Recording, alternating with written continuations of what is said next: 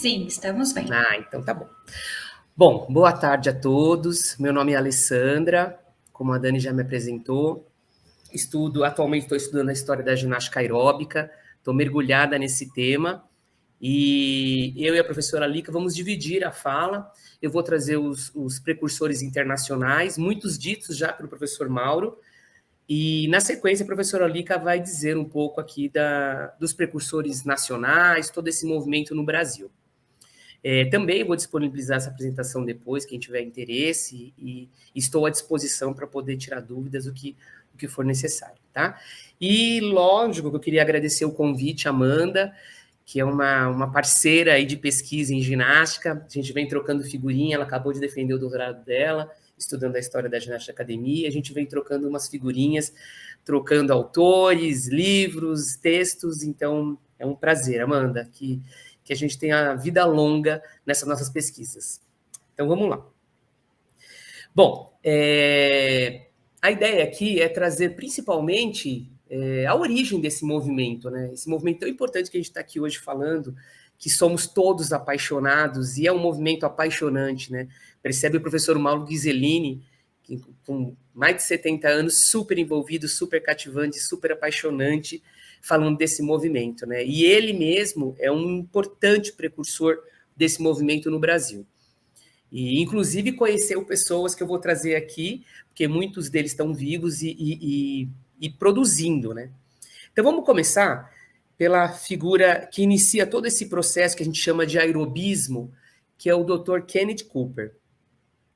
Deixa eu só puxar aqui, que eu acho que não... Aqui.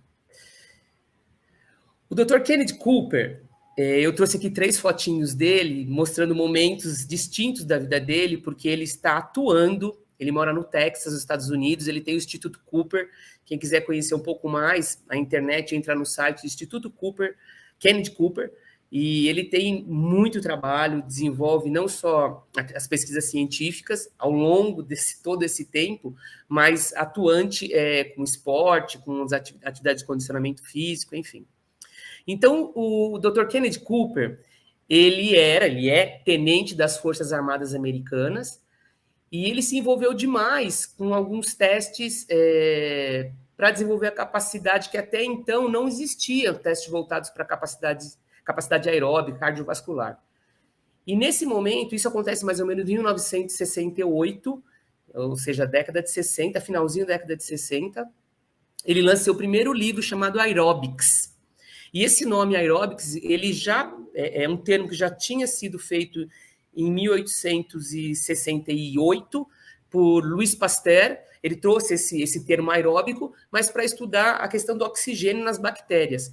E o Dr. Cooper retoma esse termo aerobics e dá essa cara nova para ele, pensando o seguinte: vamos praticar qualquer ideia dele a princípio. Vamos praticar atividades aeróbicas, e a que ele mais preconizou foi o jogging, né, que é o que nós conhecemos aqui no Brasil como fazer Cooper, mas é o jogging, que era uma atividade que melhorava o sistema cardiorrespiratório e, como benefício, diminuía o número de doenças, eliminava o peso a mais, as capacidades cardiorrespiratórias tinham benefícios, e sem contar todos os benefícios das questões da saúde, né, minimizando, como o professor Mauro já disse, né, não vamos ficar falando de todos os benefícios da atividade física, a gente já sabe muito, mas naquela época não se tinha isso, nós estamos falando de 1968, então ele foi o pioneiro nos exercícios, vamos dizer, exercícios fisiológicos, pensados para melhorar esse condicionamento.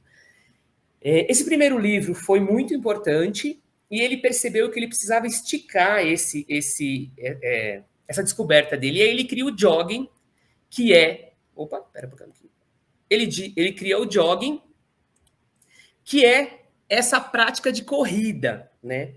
Ainda sem pensar numa estrutura de aula, nem pensar em música, nada disso. Ele não tinha pretensão de criar uma nova ginástica, nada. Era uma forma de condicionamento físico para qualquer pessoa. E era muito tranquilo, porque todos poderiam praticar. Era um exercício muito democrático. Não precisaria de um espaço específico, você poderia sair fazer na rua, individual, enfim.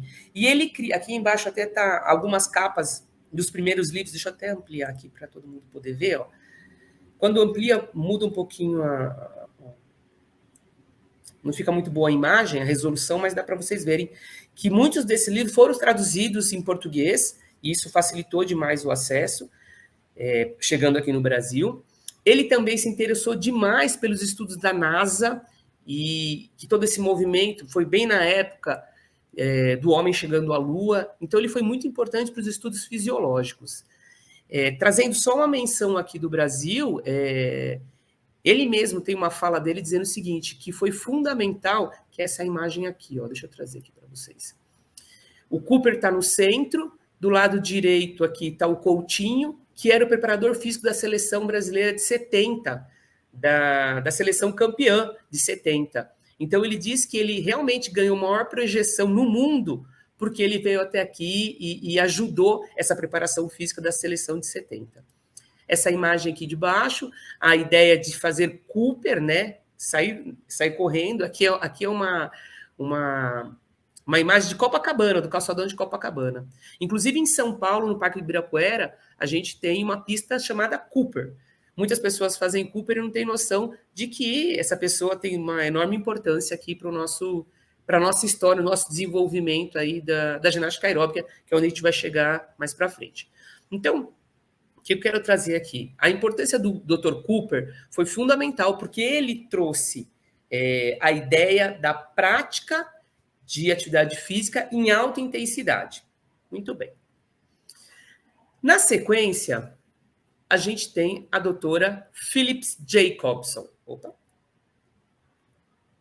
A doutora Phillips Colin Jacobson, ela é muito importante, inclusive o professor Mauro, não sei se ele está escutando a nossa fala, mas ele teve o prazer de, até nessa universidade, que é Brigham Young University, que fica em Utah, nos Estados Unidos. Essa professora, Phyllis Jacobson, era docente da cadeira de dança lá da universidade, e ela criou, inspirada na ideia do Dr. Cooper, né, ela pegou a ideia do Cooper de fazer o jogging e já colocou ela era docente, ela tinha a questão didática pedagógica, colocou uma característica de aula, com começo, meio e fim, já pensando nessa parte de aquecimento, parte principal e volta calma. E ela criou o termo chamado Hooked on Aerobics, que era os viciados por aeróbica, essa aeróbica era a ideia do Cooper, e ela escreveu alguns livros sobre esse Hooked on Aerobics. Inclusive, na universidade onde ela trabalhava, existia um grande laboratório de fisiologia, e esse laboratório melhorou cada vez mais os estudos, pegando a ideia do Dr. Cooper.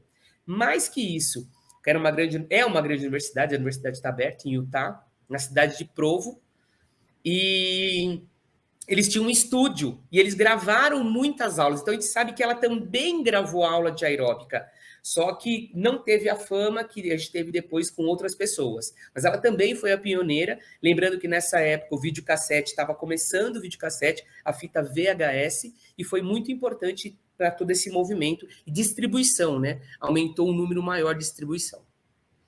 Na sequência, a gente tem a ex-bailarina Jack Sorensen, ex-bailarina casada com um oficial americano, que tinha acesso aos estudos do Dr. Cooper, porque ele treinava toda essa força armada dos Estados Unidos. E ela vendo essa ideia, né, do correr, como era bailarina, ela tinha também essa ideia de começo, meio e fim, e ela dá um nome de aerobic dancing. Então, cada uma tem, essas precursoras, elas são super importantes para todo esse movimento, mas cada uma tem uma parte especial. E por ser bailarina, ela colocou o nome dancing, coisa que a doutora Jacobson não colocou, porque ela tinha uma outra questão, uma questão muito mais pedagógica, acadêmica. E ela não, ela veio da dança, e ela trouxe esse nome, aerobic dancing. O aerobic dance da Jake Sorensen fez muito sucesso. Ela publicou muitos vídeos, discos. Eu vou até ampliar isso aqui para todo mundo poder olhar melhor, ó. São discos, vídeos. E essa imagem aqui é uma das imagens que eu mais gosto, porque isso aqui é um molho, essa marca Draft, é uma marca americana que faz molho, é um molho italiano de pôr na salada, e foi um dos primeiros molhos com a ideia de baixo teor de caloria. E aí, quando você comprava, você ganhava um voucher, né, um vale, para você conseguir trocar pelo disco dela e mais uma polaina ou uma faixa de colocar na cabeça. Né? Então, para você ver como foi um movimento muito importante, não só nos Estados Unidos, mas no mundo todo. Importante lembrar também que nessa época a internet não tinha o alcance que tem no mundo todo, então nem todo mundo tinha acesso. E a gente sabe que muitas informações chegavam aqui depois de muito tempo, quando alguém ia viajar e voltava para cá. Bom, na sequência, outra importante precursora que pouco é citada, é a Judy Shepard Missed, também ex-bailarina. Ah, uma coisa importante, eu acho que eu não comentei com vocês. O Dr. Cooper está vivo, Jack Sonis está viva, Judy está viva. A única que faleceu foi a doutora a Jacobson. Ela já faleceu já há uns 10 anos e não está atuando. Mas existe um grupo ainda atuando por ela. Mas a Judy, tanto a Judy quanto a Sorensen, elas criaram uma rede. Se você procurar até hoje na internet, você vai encontrar uma rede de academias que praticam ainda o aerobic dancing e, no caso da Judy, a Jazzercise. Jazz, é como se fosse Jazz Exercise. Jazzercise, né? Ela tem hoje 70 e poucos, todos eles estão na faixa de 70 e poucos anos, menos o Dr. Cooper, que tem um pouco mais de 80, e ela ainda continua praticando, são muitas academias, e ela diz muito claramente, deixa eu abrir aqui para vocês olharem a carinha dela aqui. Ela diz muito claramente que ela começou a dar aula de dança, e ela percebeu que as alunas, e ela tinha a ideia de fazer uma aula de dança mesmo, e as alunas adoravam, mas não ficavam, coisa que a gente estava falando até agora com o professor Mauro. E aí ela percebeu, conversando com as alunas, que elas queriam não estrelar na Broadway, mas que fosse uma prática acessível a todas elas. E aí ela começou a diminuir o índice dessa coisa muito técnica, e as alunas permaneceram, e ela deu esse nome, Jazzercise, para essa modalidade, que existe até hoje, e todos eles, ela inclusive faz aula até hoje.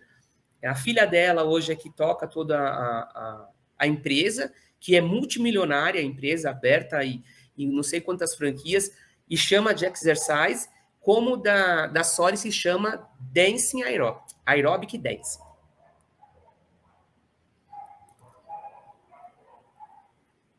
E, por fim, a gente tem, acho que talvez a mais conhecida de todas aqui, acho que todo mundo que está aqui, que é a atriz de Hollywood, Jane Fonda, também maravilhosa, atuante nas redes sociais, não sei se alguém segue aqui nas redes sociais, ela é super atuante, e ela foi uma peça fundamental nesse movimento, porque no período dela, ela era uma figura icônica de Hollywood, então tudo que ela tocava virava ouro. E aí ela criou, obviamente com toda uma indústria de marketing em volta dela, o workout. E o workout ele é fantástico porque ele pensa não só na atividade física como as outras pensavam, só na atividade, na questão física, corporal, motrícia. Não, ela vai além. Ela pensa na questão da roupa, né? A polaina, esse jeito de vestir a meia de lycra, o cabelo dela, não só isso, mas em toda uma questão de grupos etários, porque ela foi envelhecendo junto. E aqui, olha que interessante, para mulheres grávidas, no nascimento e para recuperação. Então, você percebe que ela tinha toda uma preocupação com todo esse contexto fitness que foi criado, que não existia, né? Aqui uma coleção, ela tem mais de 30 VHS, discos, e observe os cabelos que vão mudando, né? Os cabelos, as roupas. Ela ainda hoje, eu acompanho na rede social, e ela ainda hoje pratica ginástica, ainda hoje ela trabalha muito com a questão etária, obviamente, porque ela está com 80 anos, muito ativa, e ela foi uma peça fundamental, porque através de todo esse marketing que ela tinha por trás dela, esses vídeos foram chegando em todos os lugares, inclusive no Brasil. Quando eu tive a oportunidade de entrevistar alguns desses precursores, e eles foram claros de dizer, eu tive acesso à fita VHS da Jane Fonda, né? Importante dizer que a Jane Fonda sempre foi uma pessoa ativa, né, fisicamente, mas ela não tinha formação nenhuma de educação física, ou ela tinha feito dança, enfim. Mas é que onde ela trabalhava, né, na verdade ela está fazendo um filme, os bastidores de um filme, ela lesionou o joelho e ela precisava se recuperar. E tinha uma professora de educação física que começou a falar para ela, poxa, olha, você pode tentar fazer isso. E ela foi cada vez gostando mais. E aí ela teve a ideia de criar, como ela aproveitando a fama dela, de criar esse programa Workout. Mas é muito importante dizer que desde a origem desse programa Workout foi para financiar questões políticas, causas sociais que ela tinha. Na origem foi no Vietnã, a guerra do Vietnã, e hoje em dia são questões muito de natureza, de ambiental, questões ambientais. Mas ainda hoje ela é muito atuante nisso, e desde o começo ela sempre queria... todo esse movimento financeiro ela não era para ela, todo o dinheiro, né, os lucros não eram para ela, era para sempre financiar esses movimentos políticos dela, que é muito interessante para uma atriz de Hollywood. Ou seja, todo esse contexto, né, se você imaginar, todas elas são contemporâneas, que começou na década de 60, final da década de 60, com o Dr. Kenneth Cooper, os anos 70, todas elas, de alguma forma, foram influenciadas pelo boom do aerobismo, né, do fazer Cooper, do jogging, e, insisto, a questão do treinamento da seleção brasileira, que foi a campeã da década de 70 e até hoje é muito reconhecida, fez o boom com o treinamento do Dr. Cooper. Ele mesmo foi lançando livros depois para pessoas de 35 anos, para pessoas mais velhas, né? Ele mesmo reviu a ideia de só correr, fazer o jogging e introduziu a caminhada, que a própria ginástica aeróbica também tinha ginástica de alto impacto, um pouco mais para frente criou a ginástica de baixo impacto, mas o que é mais encantador em tudo isso, né, e eu estou, obviamente, prestes aí a defender meu doutorado, eu estou mergulhada nisso, é que antes desse movimento, não existia nada disso, né, que a fala da Lica, a nossa próxima palestrante, porque esse movimento delas criou uma onda de roupa, alimento, espaço para prática, atuação profissional, que não existia. Antigamente a gente tinha as salas de musculação que a gente chamava de puxar ferro, né? Halterofilismo, e as mulheres faziam dança ou yoga. Esse ambiente, esse novo ambiente chamado academia, ela surge junto com esse movimento, né? E nós temos importantíssimos precursores brasileiros, como o Dr. Mauro Ghisellini, que eu tive o prazer de entrevistá-lo, e isso é muito importante, porque eles beberam disso tudo, desse movimento, né? Então, o que mais me encanta nessa história toda do aerobismo, né, da aeróbica, da onde ela saiu e aonde ela chegou rapidamente, né? Até se transformar, inclusive, num esporte competitivo, muito rapidamente num esporte competitivo, que hoje faz parte da Federação Internacional de Ginástica, a FIG, e é uma modalidade competitiva, com campeonato, enfim, que o Brasil teve grande projeção, um tempo parou, e agora, novamente, está com uma grande projeção, tá? Mas, entenda, ela foi criada num ambiente novo, chamado Academia de Ginástica, e se transformou em esporte. Mas o que a gente está querendo dizer aqui é muito esse ambiente de academia, essa ginástica aeróbica de academia, como é que ela surge. Enfim, a minha fala a princípio é essa. Penso que... Deixa eu até tirar aqui. Penso que a professora Eliana vai dar continuidade nessa fala, né, pegando esse gancho. Espero ter trazido para vocês um pouco desse conhecimento. Não sei se todo mundo tem esse conhecimento, mas é muito bacana a gente perceber como um movimento todo de precursoras e assim uma influência feminina muito forte nesse movimento gerou tudo isso que a gente conhece até hoje. Ô, Dani, eu caí, a internet ficou ruim, que eu estou vendo aqui você falar para mim não aparecia. Não, foi aqui o problema de falha. Tá bom, mas já está tudo certo.